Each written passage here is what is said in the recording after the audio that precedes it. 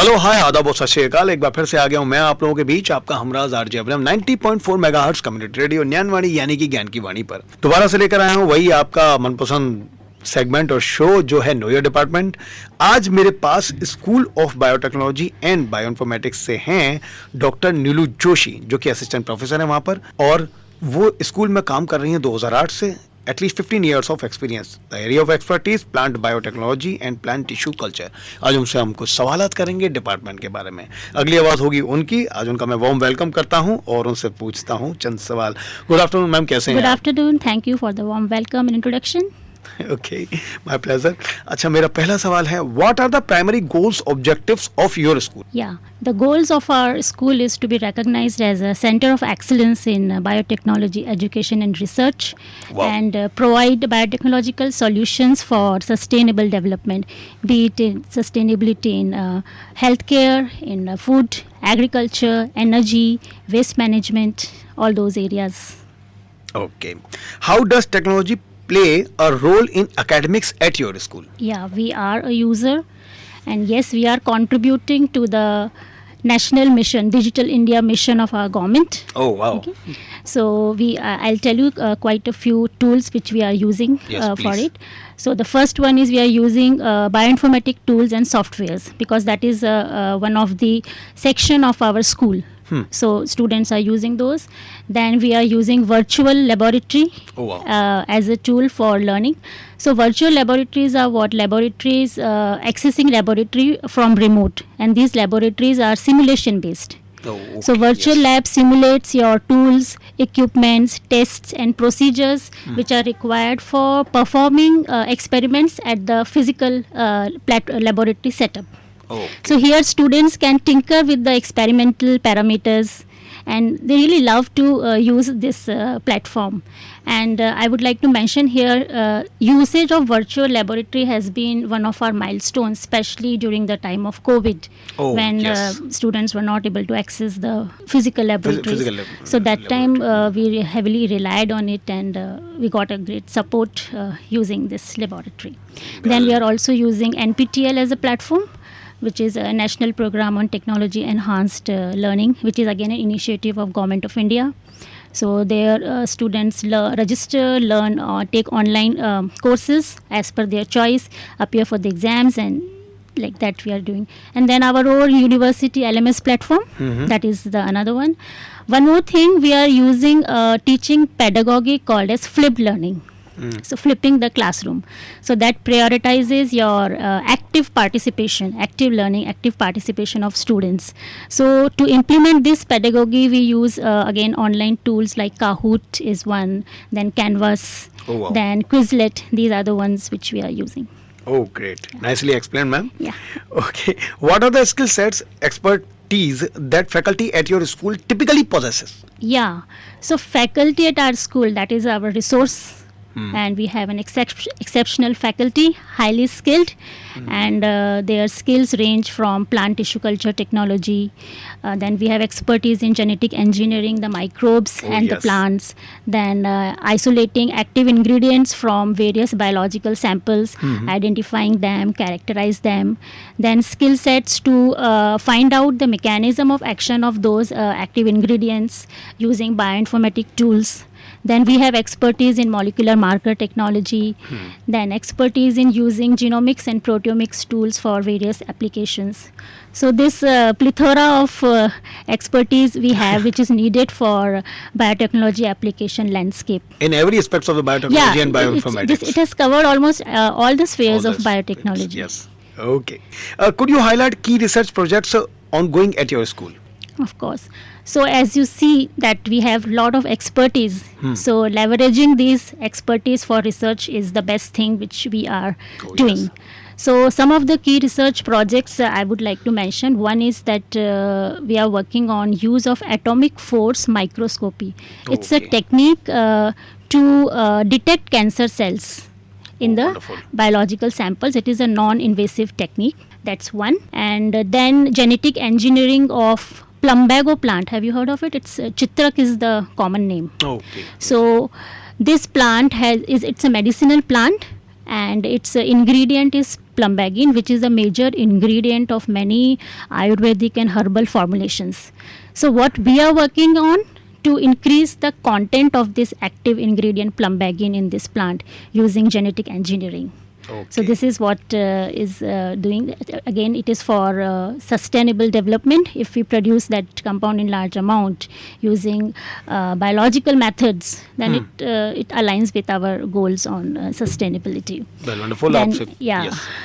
Then another project, which is my project, I'm working on identifying microbes which can be candidates for biofertilizers.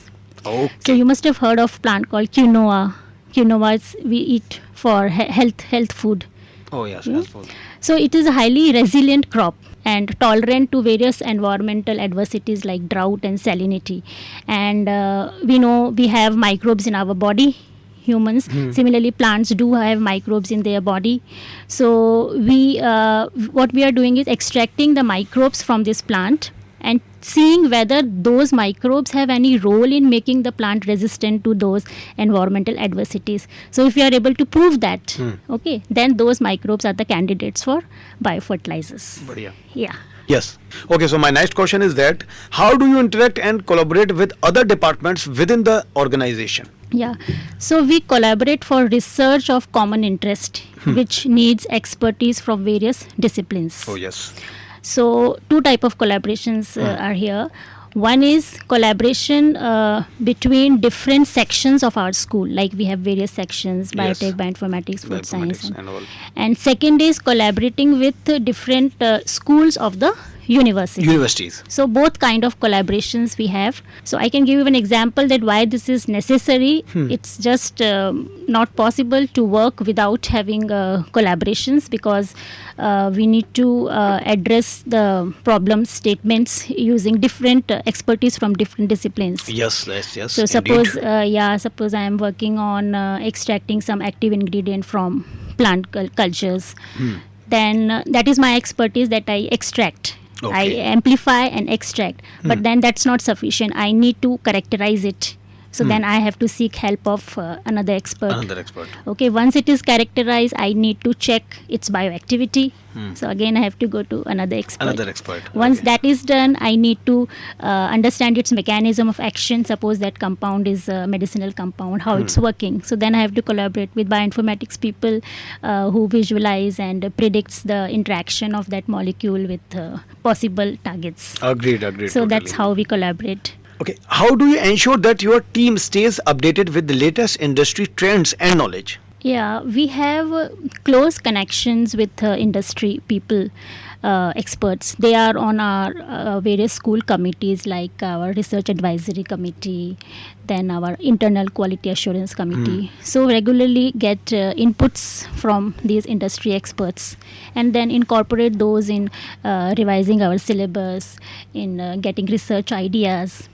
Then we regularly conduct industry academia meets. So there also we invite industry experts, and we have dialogues, interactions with them, and we get the ideas what's happening in the trends, especially in the trends. in the current scenario. And we yes. regularly also invite guest speakers as industry people to interact with students. So these are the ways. Oh, great, wonderful. Okay, what do you see as a future direction or potential growth areas for your school?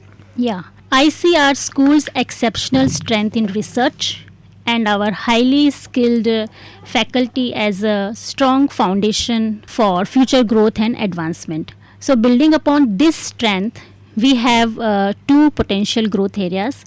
One is increasing the incorporation of technology component in the research. So as said by Steve Jobs, Oh, yes. yeah, the biggest innovation of 21st century is the intersection of biology and technology. Oh, yes. And a new era is going to begin. So keeping that in mind, increasing the technology component, like in bioinformatics, we are doing prediction algorithms to make predictions in medicine, ultimately leading to precision medicine.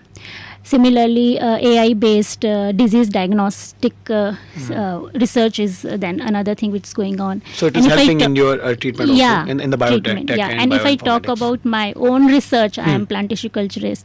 So there also incorporation of machine learning algorithms for optimizing the growth conditions for cultured tissues. Otherwise, what we have to do, a lot of experiments, different permutations and combinations of growth components are to be done.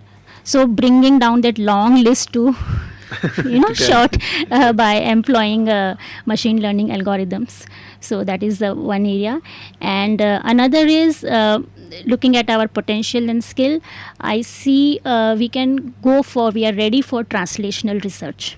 Okay. Okay, that is applying your research findings in the laboratory research to the welfare of the mankind, like making products, diagnostic kits, treatment strategies, services, like biofertilizers, one example I gave. Yes, So definitely. translational research is what it means. So becoming an entrepreneur can be a further progress after translational research. Well nicely explain. तो ये थी आज बात doctor नीलू से हम लोगों की। उन्होंने काफ़ी ज़्यादा चीज़ें बताई हमें नो योर डिपार्टमेंट में school of biotechnology and bioinformatics के बारे में। आज काफ़ी अच्छी बातचीत हुई उनसे। स्पेशली हम लोग दोबारा भी उनको ज़रूर इन्वाइट करेंगे यहाँ पर KYD और KYF में, यानी कि नो योर फैकल्टी और नो योर डिपार्टमेंट में। Again thank you so much, बने रहिए हम लोगों के साथ 90.4 मेगाहर्ट्ज़ कम्युनिटी रेडियो पर। Thank you ma'am.